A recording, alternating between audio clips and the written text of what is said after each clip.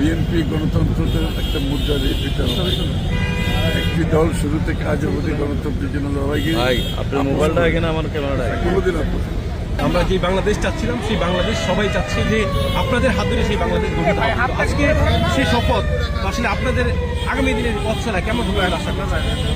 গণতন্ত্রের পথ চলা, গণতন্ত্রের যুদ্ধ মানুষ জীবন দিয়েছে, তাই না?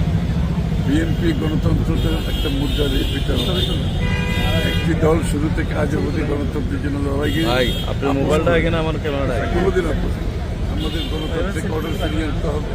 বাংলাদেশের মানুষের রাজনৈতিক সাংবিধানিক গণতান্ত্রিক অধিকার ফিরিয়ে দিতে হবে, তার মালিকানা ফিরিয়ে দিতে হবে। সংসদ নির্বাচিত সংসদ সরকারের মাধ্যমে জনগণের কাছে দায়বদ্ধ সরকার হবে, সংসদ হবে, এটাই জনগণের প্রত্যাশা। 35 বছর পর দেশে পুরুষ প্রধানমন্ত্রী হচ্ছে, এটা নিয়ে কি বলবার আছে আপনার?